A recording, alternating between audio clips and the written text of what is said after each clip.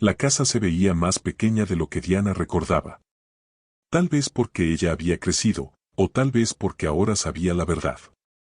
Las paredes en azul oscuro suavizado absorbían la poca luz que entraba por la ventana, dándole al lugar un aire de cueva fría, como si los recuerdos escondidos ahí dentro nunca hubieran dejado de respirar. Diana empujó la puerta con firmeza. El olor a humedad, polvo viejo y caldo recalentado la golpeó como un puñetazo al estómago. Era el olor de su infancia. De una infancia que siempre creyó confusa, porque eso le dijeron. Sentado en la mesa estaba su padre, don Ramiro, con la espalda encorvada, sosteniendo un vaso de agua como si fuese la última cosa que le quedaba. A un lado, moviéndose nerviosa de un pie a otro, estaba su prima Irene, la única persona de la familia que alguna vez le creyó, aunque nunca dijo nada. Diana cerró la puerta detrás de ella. El sonido retumbó en la casa entera. Pensé que no vendrías, dijo Ramiro sin levantar la vista. Pues pensé no hacerlo, respondió Diana cruzando los brazos, pero ya que encontré lo que encontré, tenía que venir a verte la cara. Ramiro tragó saliva. Irene bajó la mirada. Diana sacó de su bolsa un pequeño cuaderno con pasta azul clara, casi infantil, las esquinas mordidas por el tiempo. Lo puso sobre la mesa. Ramiro palideció. ¿Dónde conseguiste eso?, preguntó el tenso. Diana lo abrió en una página marcada con una cinta roja. Había dibujos en crayón, una niña llorando, una puerta cerrada, una figura grande gritando. Las letras torcidas, casi temblorosas, decían, papá dice que lo imaginé. Pero yo sí lo vi. Ramiro cerró los ojos como si las palabras lo apuñalaran. Diana habló con voz firme pero quebrada por dentro. Cuando tenía 7 años, te dije que te habías enojado conmigo. ¿Qué me gritaste? ¿Qué aventaste el plato? ¿Qué dijiste que yo era un estorbo? Y tú me dijiste que estaba exagerando. Que estaba inventando. Que mi cabeza no funcionaba bien. Irene se cubrió la boca como si reviviera algo. Diana, susurró ella, tu tía escondió ese cuaderno. Ella sabía. Lo sé, interrumpió Diana, porque también encontré la carta de ella. Abrió otra sección del cuaderno y sacó una nota arrugada. Dianita, decía la carta con letra irregular, tu papá sí te gritó. Sí azotó cosas. Y sí dijo lo que dijiste. No estás loca. No estás exagerando. Pero yo no puedo decirte esto en voz alta. Lo guardo aquí, por si algún día necesitas recordar que no te lo imaginaste. Diana secó una lágrima con rabia. Toda mi vida pensé que yo era el problema. Que era demasiado sensible. Que veía cosas donde no había nada. Hija, intentó Ramiro. No me llames así, gritó Diana golpeando la mesa. Dijiste que yo era dramática. ¿Qué inventaba? Me hiciste dudar de mi propia memoria. Ramiro finalmente la miró. Sus ojos estaban llenos de culpa. Yo no sabía cómo criar a una niña. Tu madre se fue. Yo estaba solo. No tenía paciencia. Y por eso me dijiste que estaba loca, espetó Diana apuntando al cuaderno. ¿Por eso me repetiste durante años que yo recordaba mal? Y me robaste mi infancia. El silencio se fracturó. Irene lloró bajito. Diana respiró hondo intentando contenerse. Yo sabía lo que veía. Yo sabía lo que escuchaba. Pero cada vez que intentaba hablar, tú me decías que estaba confundida. Que estaba muy chiquita para entender. Que exageraba. Que me calmara. Ramiro cubrió su rostro con las manos. Porque, balbuceó, me daba vergüenza. Vergüenza de mí. De lo que hacía cuando perdía el control. No quería que la familia supiera. No quería que tú me odiaras. Pues lo lograste, dijo Diana con frialdad. Irene dio un paso adelante. Diana, tu tía me dijo que quería decirlo pero tenía miedo de él. Ella te cuidaba en silencio. Ella sabía que un día ibas a encontrar esto. Diana la miró con el pecho apretado. Gracias Irene, susurró, si no fuera por ella, yo todavía creería que mi memoria era un problema. Ramiro deslizó el vaso de agua lejos. No sabes cuánto lo siento. No, interrumpió Diana, no tienes derecho a disculparte cuando pasaste años diciendo que yo inventaba todo. Cuando hiciste parecer que mi dolor era cosa de mi cabeza. Cerró el cuaderno con fuerza. Quiero que lo entiendas, no fue mi imaginación. Nunca lo fue. Yo nunca estuve equivocada. Ramiro dejó escapar un sollozo. ¿Te quedarás?, preguntó. Diana guardó el cuaderno en su bolsa. No. Solo vine a recuperar mi verdad. Y salió, dejando al padre solo con la memoria de lo que hizo, y con el color azul oscuro de las paredes que ahora parecían mucho más sinceras de lo que él jamás fue. Pero para entender cómo Diana llegó a ese momento de confrontación, hay que regresar muchos años atrás. A una casa en un barrio tranquilo de Morelia, donde las calles olían a tierra mojada y pan recién horneado, donde los domingos las campanas de la catedral marcaban el ritmo del día y las noches traían el canto de los grillos. Diana había nacido en esa casa de paredes azul oscuro. Su mamá, Leticia, se había ido cuando ella tenía apenas 4 años. Nadie le explicó bien a dónde. Un día su mamá estaba ahí, peinándole el cabello, cantándole canciones. Y al día siguiente, se había ido. Diana era muy pequeña para entender. Solo sabía que su mamá ya no estaba y que su papá ahora estaba siempre enojado.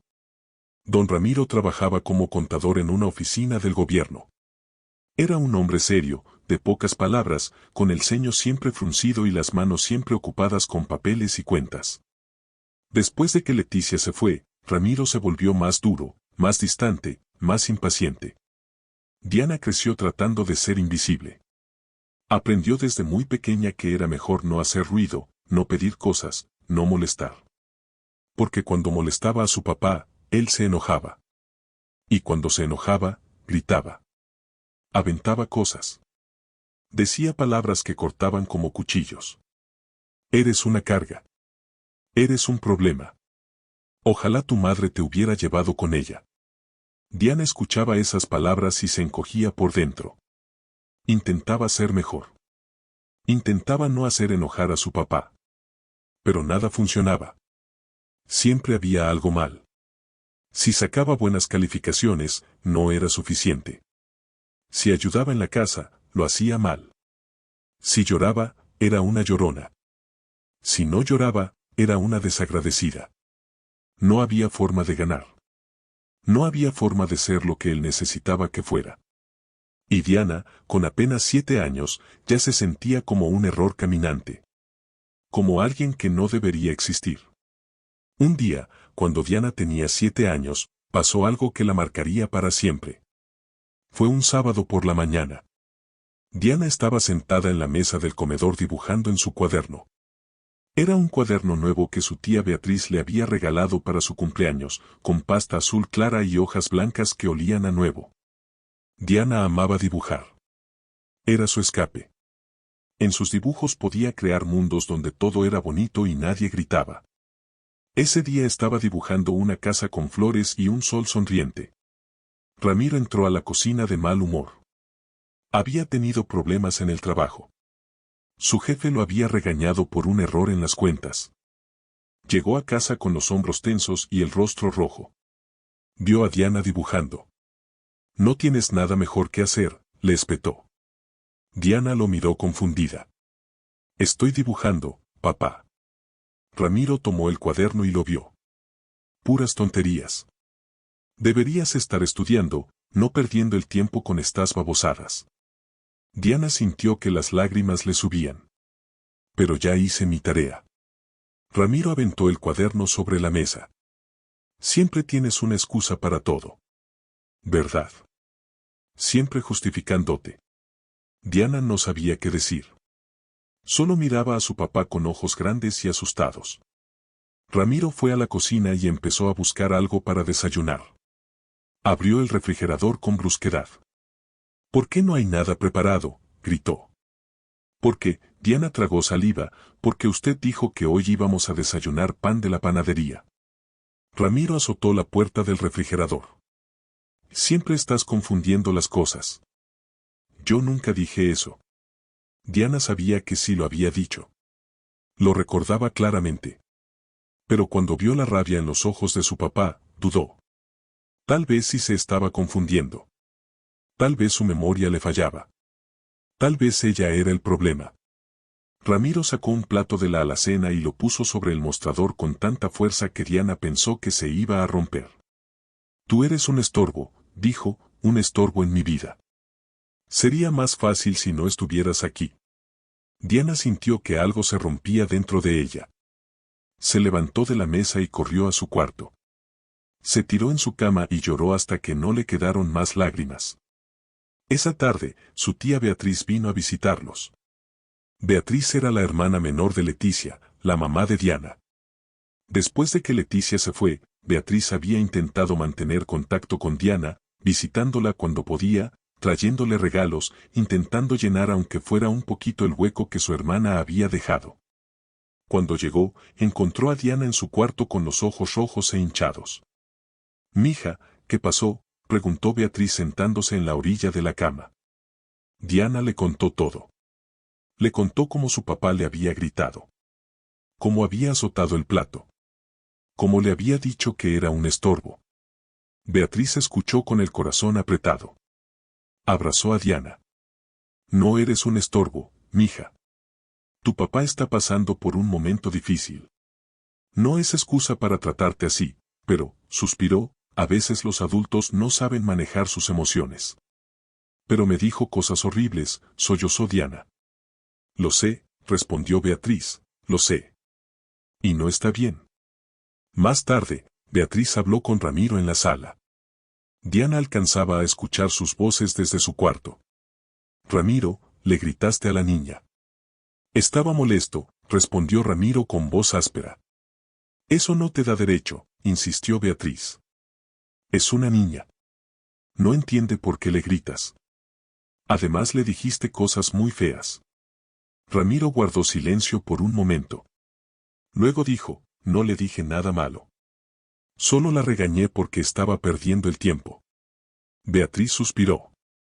«Ramiro, ella me dijo que le dijiste que era un estorbo. Que azotaste un plato». Ramiro alzó la voz. «Está exagerando. Siempre exagera todo. Yo nunca le dije eso. Ella inventa cosas».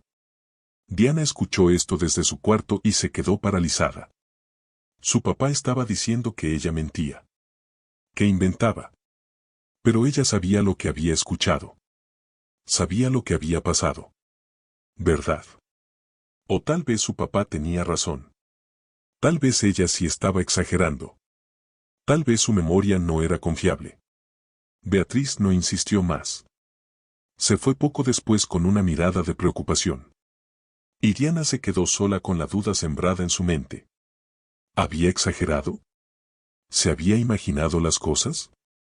¿Por qué su papá decía que no había pasado si ella lo recordaba tan claramente? Esa noche, Diana sacó su cuaderno nuevo. El que le había regalado su tía. Y dibujó lo que recordaba. Dibujó a su papá gritando. Dibujó el plato. Dibujó sus propias lágrimas. Y escribió con su letra todavía torcida de niña, «Papá dice que lo imaginé. Pero yo sí lo vi».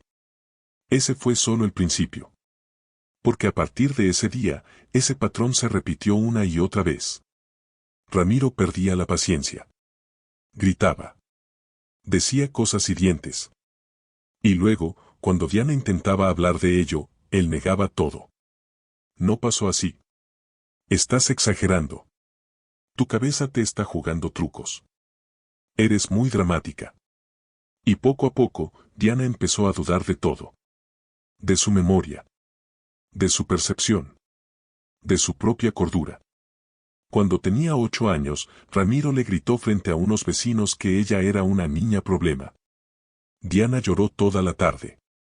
Al día siguiente, cuando su tía Beatriz preguntó qué había pasado, Diana le contó. Beatriz confrontó a Ramiro.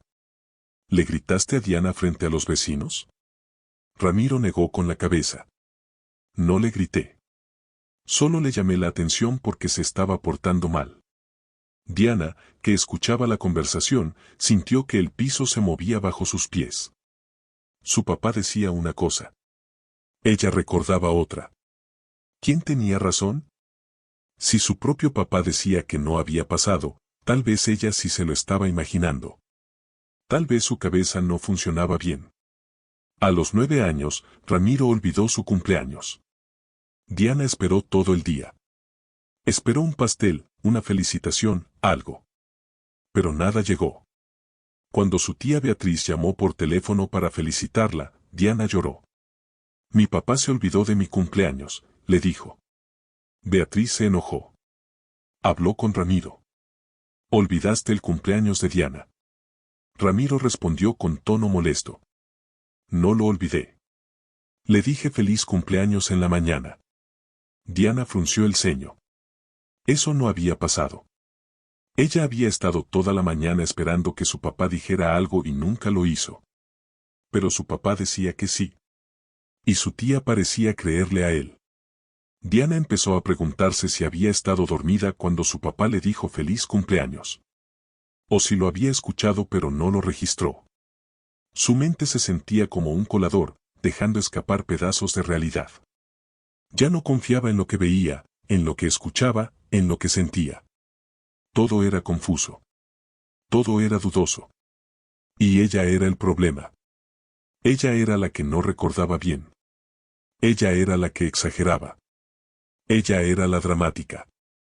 Los años pasaron y el patrón continuó.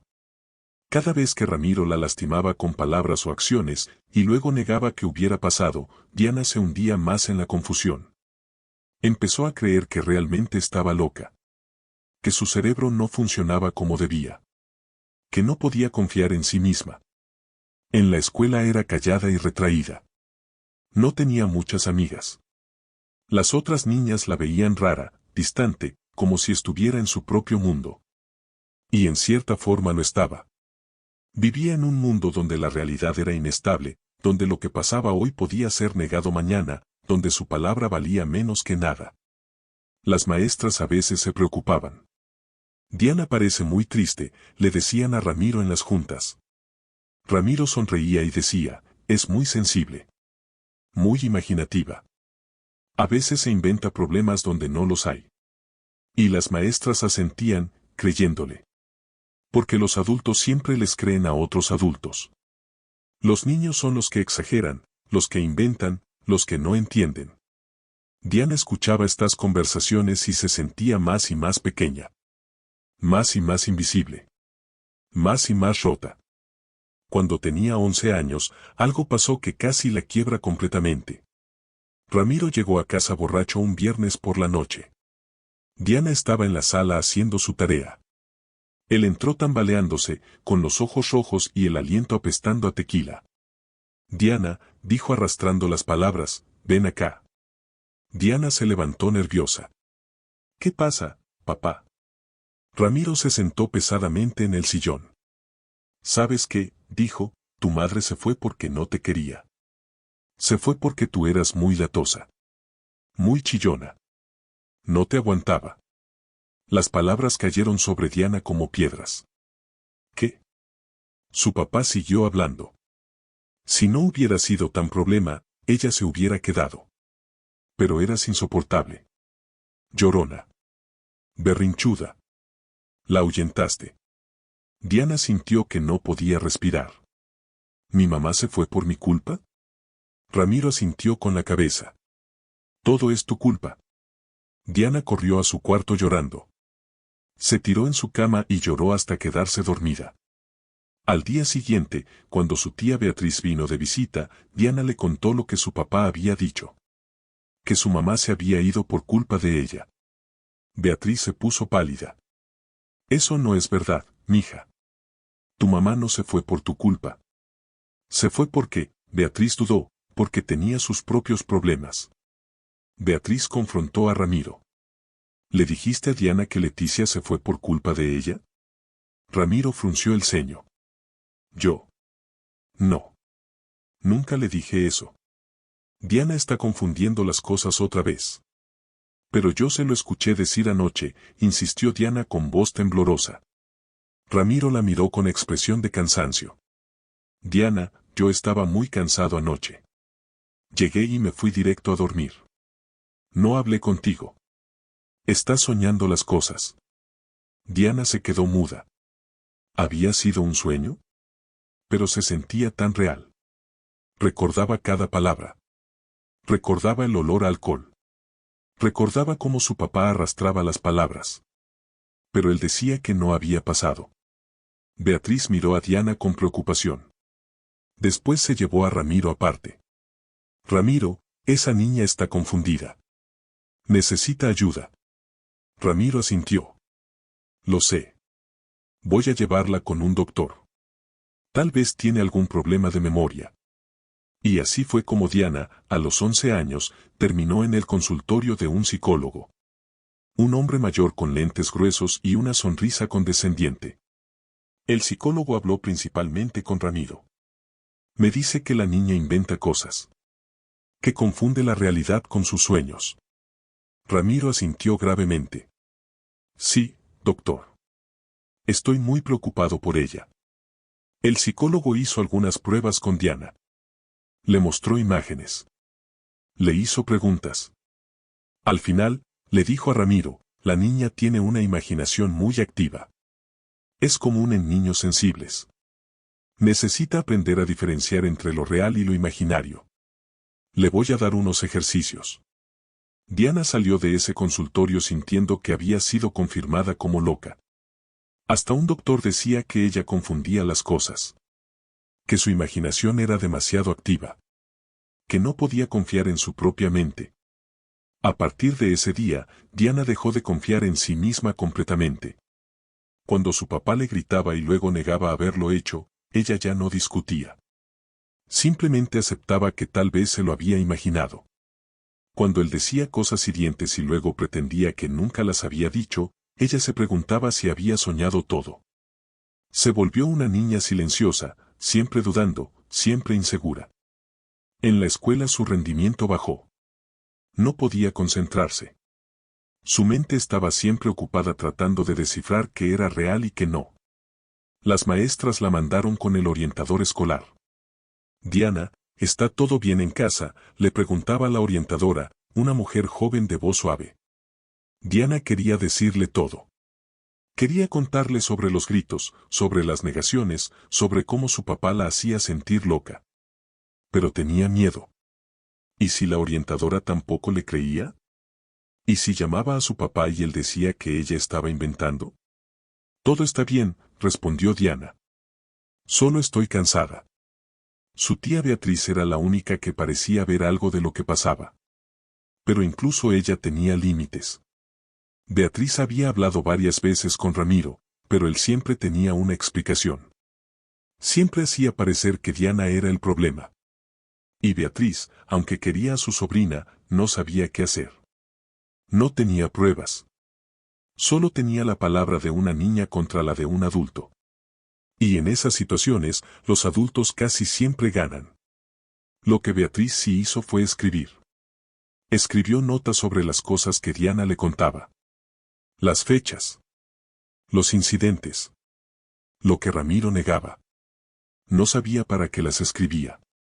Tal vez algún día le servirían. Tal vez no. Pero sentía que necesitaba documentar algo. Porque en su corazón, creía en Diana. Creía que esa niña no estaba inventando. Que algo malo estaba pasando en esa casa. Beatriz guardó esas notas en una caja. Y guardó la caja en su closet. Y rezó para que algún día la verdad saliera a la luz. Los años de secundaria de Diana fueron particularmente oscuros. Era una adolescente callada, siempre con la cabeza gacha, siempre tratando de pasar desapercibida. No tenía amigas cercanas. No salía a fiestas. No participaba en actividades. Solo iba a la escuela, hacía su tarea y se encerraba en su cuarto. En casa, la relación con Ramiro seguía siendo tensa. Él la criticaba constantemente. Tu cuarto está sucio. Tu ropa está mal planchada. Tus calificaciones deberían ser mejores. Hablas muy bajo. Caminas muy despacio. Comes muy lento. No había nada que Diana pudiera hacer bien. Y cuando ella intentaba defenderse, Él la acusaba de ser respondona, de ser irrespetuosa. Y peor aún, cuando ella recordaba incidentes específicos donde él había sido cruel, él los negaba. Eso nunca pasó. Estás inventando otra vez. Ya no sé qué hacer contigo. Diana empezó a escribir en un diario. Necesitaba documentar lo que pasaba. Necesitaba tener prueba de que no estaba loca. Escribía todo. Las fechas. Las horas. Lo que su papá decía. Cómo la hacía sentir. Era su forma de aferrarse a la realidad. De mantener un registro que no pudiera ser negado. Aunque ese diario estaba escondido debajo de su colchón porque sabía que si su papá lo encontraba, lo usaría en su contra. O peor, lo destruiría y negaría haberlo visto. Cuando Diana tenía 15 años, su tía Beatriz se enfermó. Cáncer de mama.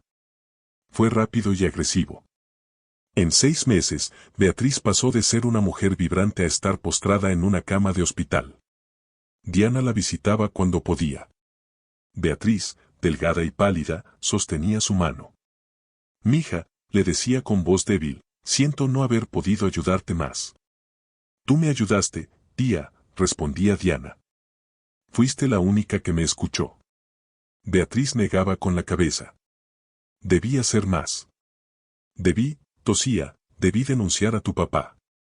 Debí sacarte de esa casa». Pero era cobarde. Tenía miedo. «No eras cobarde», insistía Diana. «Hiciste lo que pudiste». Beatriz apretaba su mano. «Hay algo que quiero que sepas. Siempre te creí. Siempre supe que no estabas inventando. Escribí todo lo que me contabas. Está guardado en una caja en mi casa. Si algún día lo necesitas, está ahí». Diana sintió que algo se aflojaba en su pecho. «¿De verdad? ¿Me creíste?» «Siempre», susurró Beatriz. «Siempre». Beatriz murió una semana después. Diana lloró como no había llorado en años. No solo por la muerte de su tía, sino por la pérdida de la única persona que la había validado. Después del funeral, cuando fueron a la casa de Beatriz para recoger sus cosas, Diana buscó la caja. La encontró en el closet, tal como su tía había dicho. Adentro había carpetas llenas de notas. Fechas. Descripciones. Todo lo que Diana le había contado durante años. Y también estaba el cuaderno azul claro. El que Diana había usado cuando tenía 7 años. El cuaderno con los dibujos y las palabras de una niña tratando de aferrarse a su verdad. Diana no sabía que su tía lo había guardado. Pensó que se había perdido hacía años. Pero ahí estaba, preservado, protegido. Diana hojeó el cuaderno con lágrimas en los ojos. Vio sus dibujos infantiles. Leyó sus palabras torcidas. Papá dice que lo imaginé. Pero yo sí lo vi. Y en ese momento, algo hizo clic dentro de ella. No había estado loca. No había inventado nada. Había una prueba física de lo que había vivido. Prueba que su tía había guardado porque le creía. Diana guardó la caja cuidadosamente. No le dijo nada a Ramiro. Simplemente se la llevó a casa y la escondió en su closet. Sabía que algún día la necesitaría. Pero todavía no estaba lista para confrontar a su padre. Todavía no era lo suficientemente fuerte. Terminó la preparatoria con calificaciones apenas suficientes. Aplicó a la universidad en Guadalajara, lo más lejos que pudo de Morelia. Fue aceptada con una beca para estudiar psicología. No fue coincidencia la carrera que eligió. Quería entender qué le había pasado. Quería ponerle nombre a lo que había vivido. Quería herramientas para sanar. El día que se fue de casa, Ramiro apenas se despidió. Adiós, fue todo lo que dijo. Diana subió al autobús con su maleta y la caja de su tía. Y mientras Morelia desaparecía por la ventana, sintió que podía respirar por primera vez en años. En Guadalajara, Diana comenzó a florecer lentamente. Estaba lejos de su padre. Lejos de la casa azul oscuro. Lejos de las constantes negaciones y manipulaciones. Por primera vez en su vida, podía confiar en su propia percepción sin que alguien la cuestionara constantemente. En la universidad aprendió sobre psicología del desarrollo, sobre trauma, sobre dinámicas familiares disfuncionales. Y en una de sus clases, escuchó por primera vez el término que cambiaría todo. Gaslighting. La profesora explicaba, es una forma de abuso psicológico donde el abusador manipula a la víctima para que dude de su propia percepción, memoria y cordura. El abusador niega eventos que ocurrieron, minimiza los sentimientos de la víctima y la hace creer que está loca o es demasiado sensible. Diana sintió que el mundo se detenía. Eso era exactamente lo que le había pasado. Tenía un nombre. Era real. No lo había imaginado. Esa noche Diana lloró en su pequeño cuarto de la residencia estudiantil. Lloró por todos los años que había dudado de sí misma. Lloró por la niña que había sido, tratando desesperadamente de aferrarse a su verdad mientras todos le decían que estaba equivocada. Lloró de alivio porque finalmente entendía. No estaba loca. Nunca lo había estado. Había sido víctima de abuso emocional sistemático. Comenzó a ir a terapia. Su terapeuta, una mujer llamada doctora Jiménez, fue la primera profesional que realmente la escuchó. Diana le contó todo. Los gritos. Las negaciones. Cómo su padre la había hecho dudar de su propia cordura. La doctora Jiménez asintió. Lo que viviste se llama gaslighting. Es una forma seria de abuso emocional. Y no fue tu culpa. Diana lloró en cada sesión durante los primeros meses. Estaba procesando décadas de dolor. La doctora Jiménez le ayudó a entender que su respuesta había sido normal. Que cualquier niño en su situación habría dudado de sí mismo. Que no era débil por haber creído a su padre. Que era natural buscar la aprobación y validación de un padre, incluso cuando ese padre era abusivo. También le ayudó a entender el impacto a largo plazo. Cómo el gaslighting había afectado su autoestima, su capacidad para confiar en sí misma, sus relaciones. Cómo había desarrollado ansiedad constante porque nunca sabía que era real. Cómo había aprendido a silenciar su propia voz porque había sido silenciada tantas veces. La sanación no fue lineal. Hubo días buenos y días malos. Días donde Diana se sentía fuerte y días donde volvía a dudar de todo. Pero poco a poco, con terapia y apoyo, empezó a reconstruirse. Empezó a confiar en su memoria nuevamente. Empezó a validar sus propias experiencias. Empezó a poner límites. Durante ese tiempo, mantuvo contacto mínimo con Ramiro. Lo llamaba una vez al mes por obligación. Las conversaciones eran cortas y superficiales. ¿Cómo estás? Bien. ¿Cómo van las clases? Bien. ¿Vienes en Navidad? No puedo. Tengo que estudiar. Ramiro nunca preguntaba más. Nunca mostraba interés real. Y Diana estaba bien con eso. No quería una relación con él. Solo cumplía con el mínimo esperado socialmente. En la universidad, Diana hizo amigos por primera vez en su vida. Gente que la aceptaba como era. Que no cuestionaba su memoria o sus sentimientos. Que la trataba con respeto. Fue revelador descubrir que las relaciones podían ser así. Que no todo era manipulación y control. Conoció a un chico llamado Carlos en su clase de psicología anormal. Era amable, paciente, emocionalmente inteligente. Empezaron como amigos de estudio. Luego como amigos cercanos. Y eventualmente, como pareja. Carlos fue el primero en quien Diana confió lo suficiente para contarle su historia. Le habló sobre su padre. Sobre el gaslighting. Sobre cómo había crecido dudando de su propia cordura. Carlos la escuchó sin juzgarla. Luego la abrazó. Lo siento mucho, le dijo. Nadie debería pasar por eso. Especialmente un niño. Eres la persona más fuerte que conozco. Diana lloró en sus brazos. No me siento fuerte.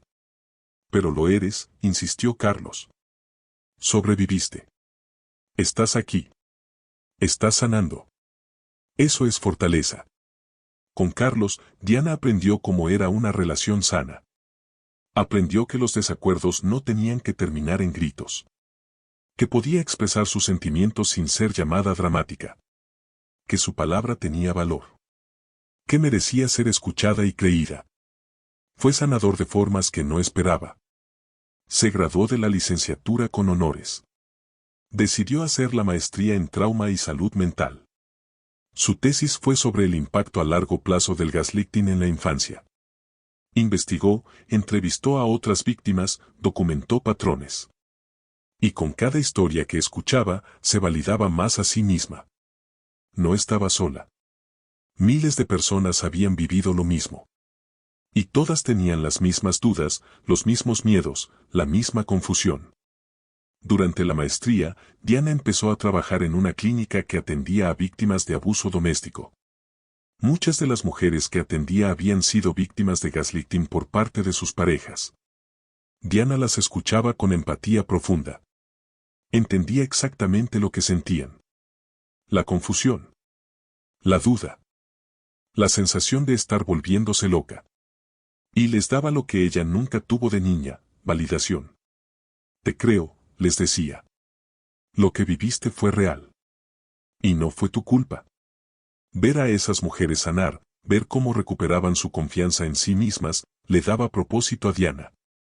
Su dolor tenía significado. Podía usar su experiencia para ayudar a otros. Cuando Diana tenía 27 años, recibió una llamada que lo cambiaría todo. Era su prima Irene. Diana, necesito decirte algo. Se encontraron en un café en el centro de Guadalajara. Irene se veía nerviosa, inquieta. ¿Qué pasa?, preguntó Diana. Irene respiró profundo. He estado ordenando cosas en la casa de la abuela. Murió hace 2 meses. Lo siento, dijo Diana. No sabía. Irene asintió. No fue gran cosa. Tenía 90 años. Pero cuando estaba ordenando sus cosas, encontré algo que creo que es tuyo. Sacó una caja de su bolsa. Era la caja que Diana había dejado en casa cuando se fue a la universidad. La caja con las notas de su tía Beatriz y el cuaderno azul claro. Diana la miró confundida. Yo ya tengo esta caja. Irene negó con la cabeza. Esta es diferente. Ábrela. Diana abrió la caja. Adentro había más cuadernos. Más notas. Y algo más. Una carta dirigida a Diana, sellada, con la letra de su tía Beatriz. Diana la abrió con manos temblorosas. Querida Diana, decía la carta, si estás leyendo esto es porque ya me fui. Hay algo que necesitas saber y que nunca tuve el valor de decirte en vida. Tu papá sabe exactamente lo que te hizo. No es que perdiera la memoria o que no se diera cuenta. Él conscientemente te manipuló para que dudaras de ti misma. Lo sé porque me lo confesó una vez cuando estaba borracho. Me dijo que era más fácil hacer que tú dudaras que admitir que él tenía un problema. Me hizo jurar que no te diría nada. Y yo, cobarde que fui, cumplí mi promesa. Pero no puedo irme sin que sepas la verdad. Guarda estos cuadernos. Son prueba de que no estabas loca. De que todo fue real. Y cuando estés lista, enfrenta a tu padre con esto. Mereces que reconozca lo que te hizo. Diana terminó de leer con lágrimas corriendo por su rostro. Su tía lo había sabido todo el tiempo. Y había guardado pruebas. Miró a Irene. ¿Tú sabías algo de esto? Irene asintió avergonzada. Yo viví en tu casa cuando eras niña. Recuerdo algunas de las cosas que pasaron. Vi cómo tu papá te gritaba y luego lo negaba. Vi cómo te hacía dudar. Y nunca dije nada porque era una niña también y tenía miedo. Lo siento mucho, Diana. Diana no supo qué sentir. Rabia. Alivio. Validación. Todo al mismo tiempo. Pasó semanas procesando esta nueva información. Habló largo con su terapeuta. Con Carlos. Decidió que necesitaba confrontar a su padre. No para obtener una disculpa, aunque eso sería nice. Sino para mirarle a los ojos y decirle, sé lo que me hiciste. Y ya no tengo miedo de ti. Planeó el viaje a Morelia. Le avisó a Irene que iba a ir. Irene se ofreció a estar presente. Diana aceptó. Necesitaba un testigo. Alguien que pudiera confirmar lo que pasara. Porque después de años de ser gasliteada, ya no confiaba en que los demás creyeran su versión sin pruebas. El día antes del viaje, Diana sacó el cuaderno azul claro. Lo leyó completo. Vio los dibujos de su yo de 7 años. Leyó sus palabras tratando de aferrarse a la verdad. Y sintió un amor profundo por esa niña. Por su coraje. Por su resistencia. Por negarse a olvidar completamente aunque todos le decían que estaba equivocada. Y así llegamos de regreso al momento donde empezamos. Diana parada frente a la casa de paredes azul oscuro. Empujando la puerta.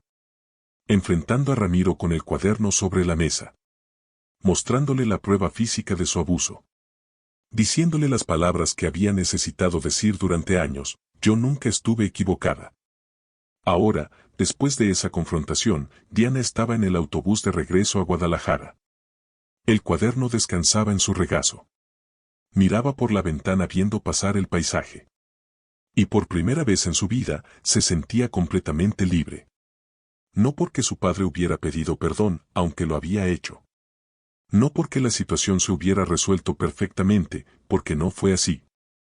Sino porque ella había recuperado algo que le habían robado: su verdad. Su realidad. Su cordura. Ya no era la niña confundida que dudaba de todo.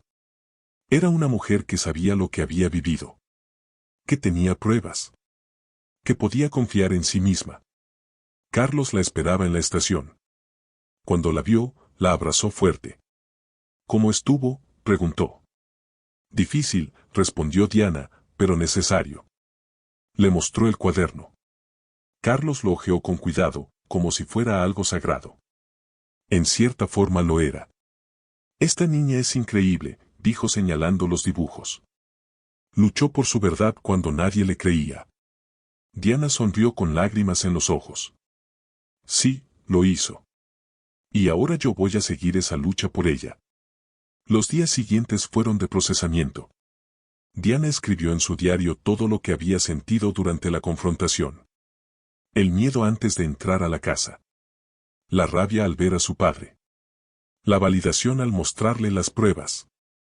La satisfacción de verlo sin argumentos, sin negaciones, sin espacio para manipular la realidad. Habló largo con su terapeuta sobre el cierre. Porque aunque había confrontado a su padre, eso no borraba el daño. No curaba las heridas instantáneamente. Era solo un paso en un camino largo de sanación. Pero era un paso importante. La doctora Jiménez le explicó: el cierre no siempre significa reconciliación. A veces significa simplemente poner un punto final. Decir tu verdad. Y soltar la necesidad de que el abusador la valide. Porque la validación real viene de ti misma. Diana entendió eso. No necesitaba que su padre reconociera completamente lo que había hecho para ella sanar. Ya tenía lo que necesitaba: la certeza de que su memoria era correcta, la prueba física de su experiencia, y la fuerza para reclamar su propia narrativa. Decidió hacer algo simbólico. Organizó una pequeña ceremonia privada. Invitó solo a Carlos, a su terapeuta y a Irene. En su pequeño jardín, pusieron una fogata. Diana leyó en voz alta algunas páginas de su cuaderno de niña. Y luego, con mucho cuidado, arrancó las páginas más dolorosas. Las que tenían los dibujos de ella llorando. Las que tenían las palabras más oscuras. Una a una, las echó al fuego. No las quemaba para olvidar. Las quemaba como ritual de liberación. Como forma de decir: esto ya no tiene poder sobre mí. El fuego consumió el papel. El humo subió al cielo. Y Diana sintió que algo se soltaba en su pecho. El peso de años de duda. De confusión. De sentirse loca. Todo se iba con el humo. Guardó el resto del cuaderno cuidadosamente. Las páginas donde había escrito: pero yo sí lo vi.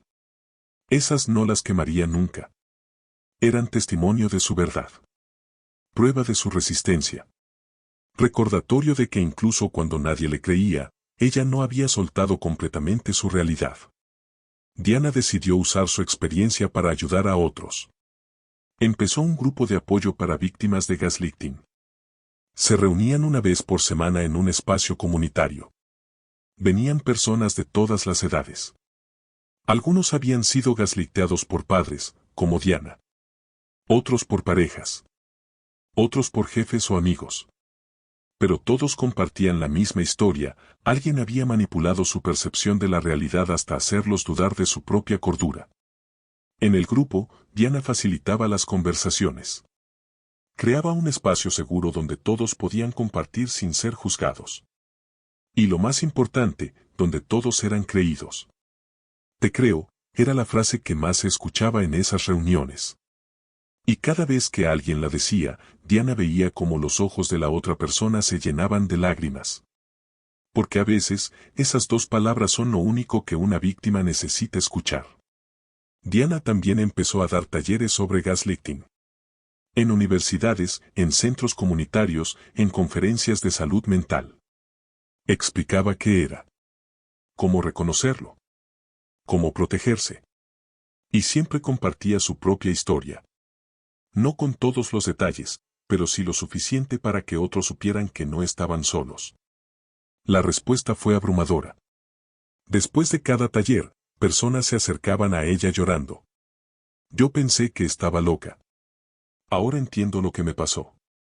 Gracias por ponerle nombre. Cada una de esas conversaciones sanaba algo en Diana también. Porque le recordaba que su dolor tenía propósito. Que podía usar su experiencia para iluminar el camino de otros. Escribió un libro sobre el tema. Lo tituló No estabas loca, historia de una sobreviviente de gaslighting. En él contaba su historia con más detalle. Explicaba la ciencia detrás de la manipulación. Ofrecía herramientas para sanar. El libro se publicó y tuvo buena acogida. Diana empezó a recibir mensajes de lectores de todo el país. Gracias por escribir esto. Me sentía tan sola. Ahora sé que no soy la única. Con el tiempo, la relación con su padre quedó en un punto neutro. No tenían una relación cercana. Probablemente nunca la tendrían. Pero Diana había hecho las paces con eso. No necesitaba el amor de su padre para estar completa. Ya se tenía a sí misma. Y eso era suficiente.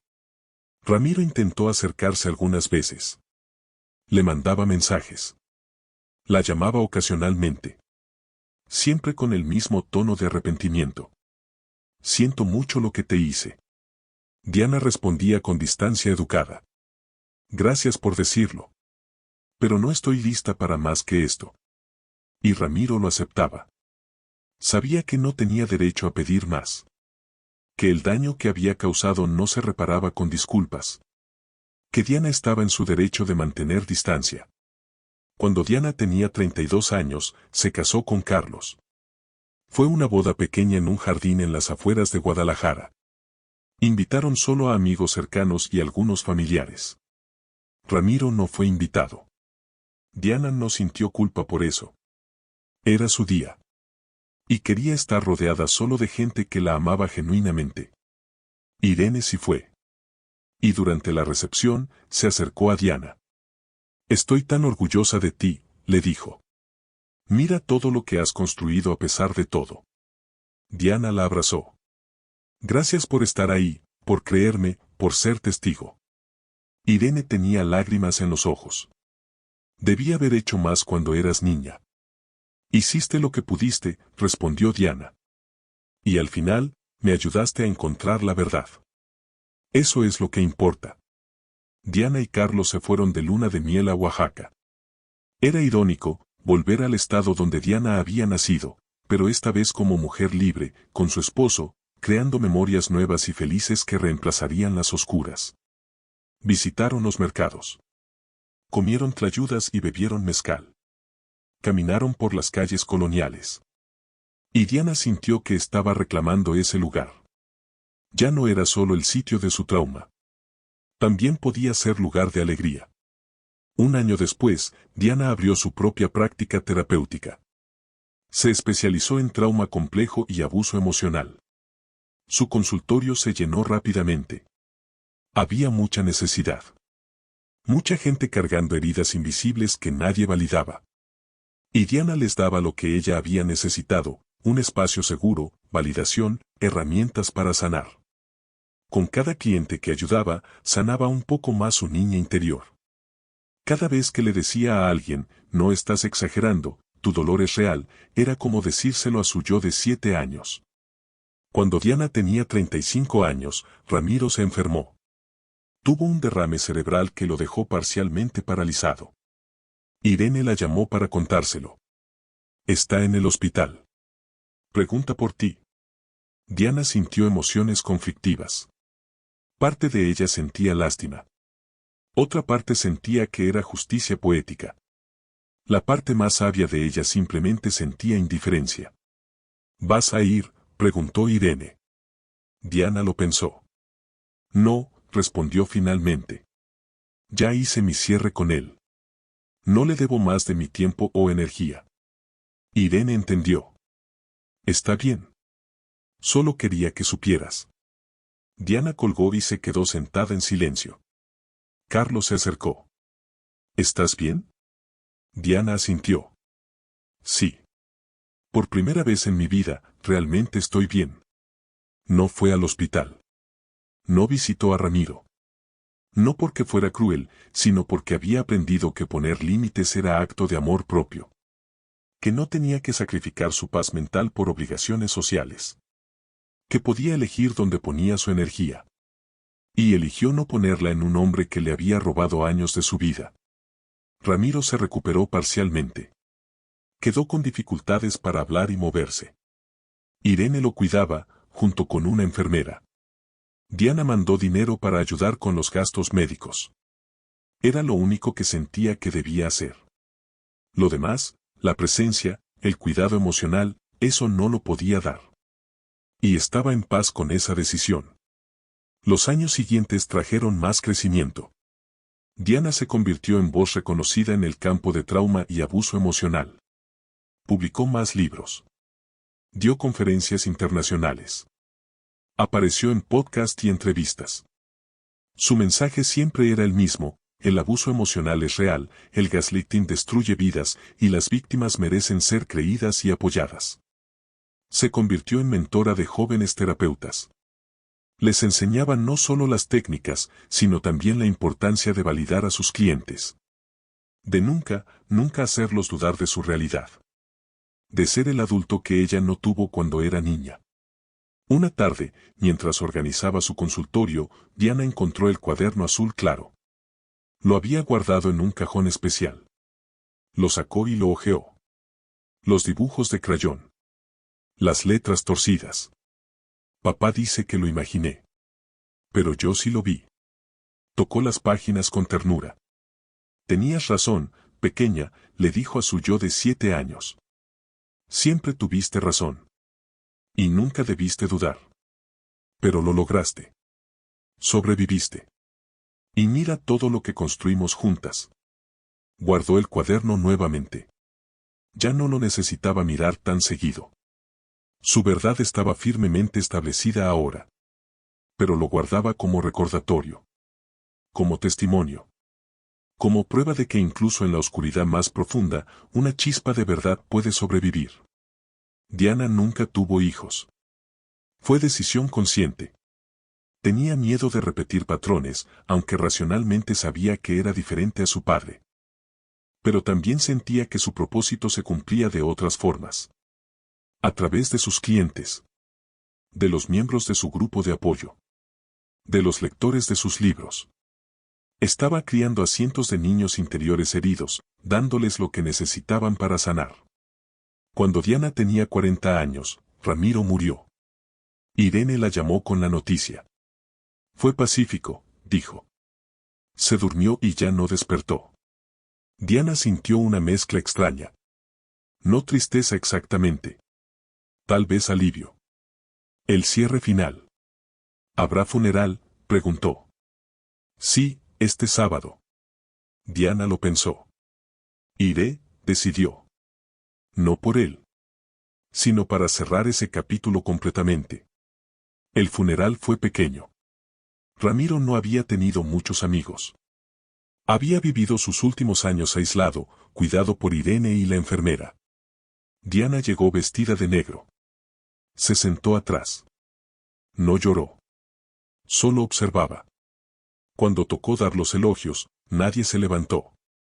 Todos miraban incómodos alrededor. Finalmente Diana se puso de pie. Caminó al frente. Miró el ataúd cerrado. Y habló con voz clara. Mi padre fue un hombre complicado, comenzó.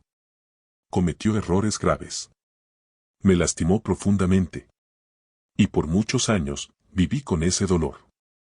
Pero aprendí algo importante, puedo reconocer el daño que me causó sin dejar que eso me defina. Puedo recordar la verdad de lo que viví sin cargar odio.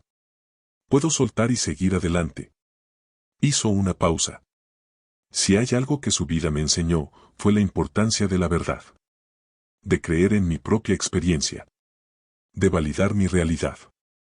Y aunque él fue quien me robó eso inicialmente, también fue quien me motivó a dedicar mi vida a devolvérselo a otros. Miró a las pocas personas presentes. Si alguno de ustedes está cargando secretos, dolor, dudas sobre su propia cordura, quiero que sepan, su verdad es válida. Sus memorias son reales. Y merecen ser vistos, escuchados y creídos. Bajó del podio. Varias personas tenían lágrimas en los ojos. No por Ramiro, sino por las palabras de Diana. Por el permiso que les había dado para validar sus propias experiencias. Después del entierro, Diana se quedó unos minutos frente a la tumba. Sola. No tenía mucho que decir. Solo, espero que encuentres paz ahora. Y gracias por enseñarme, aunque fuera de la forma más dolorosa, lo que nunca seré. Se fue sin mirar atrás. Esa noche, en su hotel, Diana escribió en su diario. Hoy enterramos a mi padre. Pero hace años que enterré el poder que tenía sobre mí. Hoy solo fue oficial. De regreso en Guadalajara, la vida de Diana continuó. Su práctica seguía creciendo. Su trabajo seguía impactando vidas.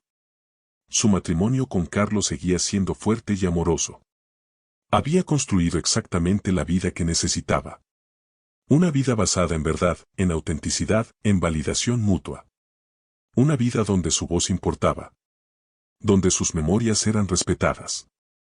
Donde podía ser completamente ella misma sin miedo. Decidió hacer una última cosa. Escribió una carta a su yo de 7 años. La niña del cuaderno azul. La niña que había luchado por su verdad cuando nadie le creía. Querida Diana pequeña, comenzaba la carta, sé que ahora mismo todo es confuso. Sé que te están diciendo que imaginas cosas, que exageras, que estás equivocada. Pero quiero que sepas algo, no lo estás. Todo lo que ves, todo lo que sientes, todo lo que recuerdas, es real.